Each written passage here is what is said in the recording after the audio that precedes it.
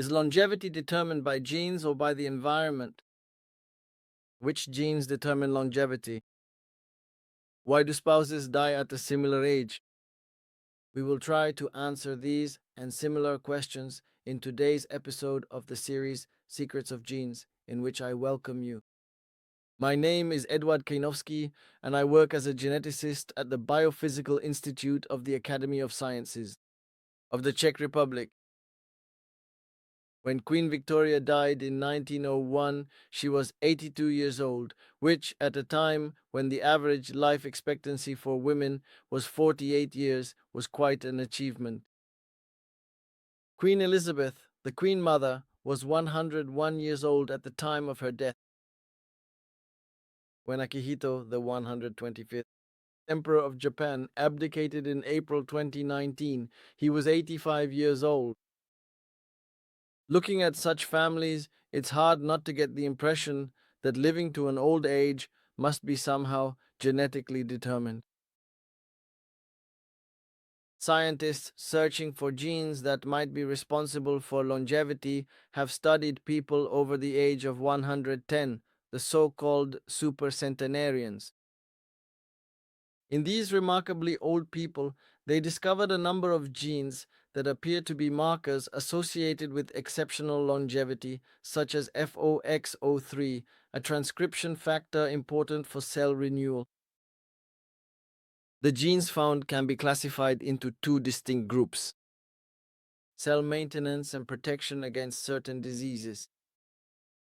Genes responsible for cell maintenance can perform functions such as repairing damaged DNA, maintaining telomere length, that is, the ends of chromosomes which shorten with age, and protecting against the harmful effects of free radicals which cause aging and disease.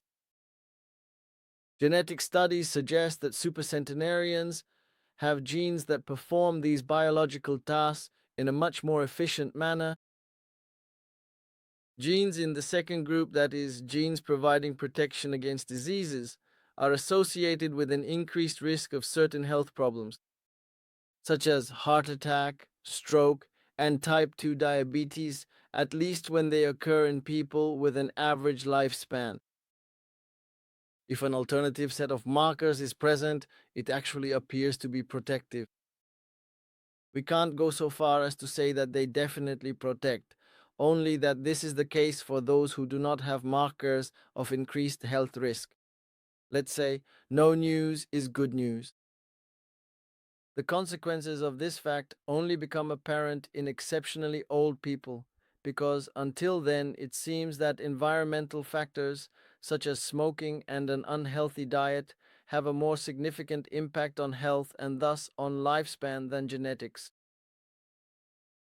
However, DNA is not the only explanation for longevity. Researchers focused on people who were born in the 19th and at the beginning of the 20th century but who have already passed away, and they focused on their age at the time of death. When they compared this information with data from first-degree relatives, such as parents and siblings, it turned out that genetic factors explain 20 to 30% of the difference in lifespan, which corresponds to previous studies that showed about 25% heritability.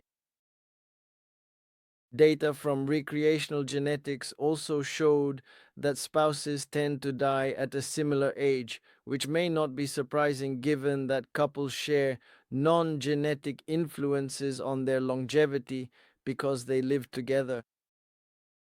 What was surprising, however, was the finding that non-blood relatives, such as in-laws, also tend to die at a similar age. This finding reduced the heritability of lifespan to just 7%. The reason may be assortative mating, a concept in which people often select partners who are simply similar to themselves.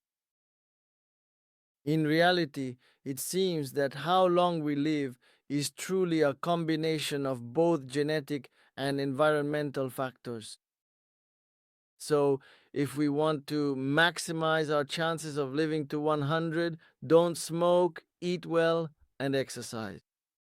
And choose your partner carefully. Scientists from the University of Edinburgh studied the DNA of 500,000 people and asked them how old their parents lived to be. By combining this information, the scientists managed to identify 12 regions in the genetic code that apparently influence lifespan. Based on these polygenic associations, they created a lifespan score. And when they ranked the participants according to their scores, they found that the group with the highest score was expected to live up to 5 years longer than the group with the lowest score. A compiled family tree shows us where we belong among our relatives and ancestors. It's a useful diagram for both geneticists and genealogists, helping to trace family lines and find your place in the family. It can even reveal a surprising past. That's all for today. We've shared a few interesting facts about genes and longevity. In the next episode, we'll continue with more interesting facts from genetics and evolution. I'm looking forward to seeing you.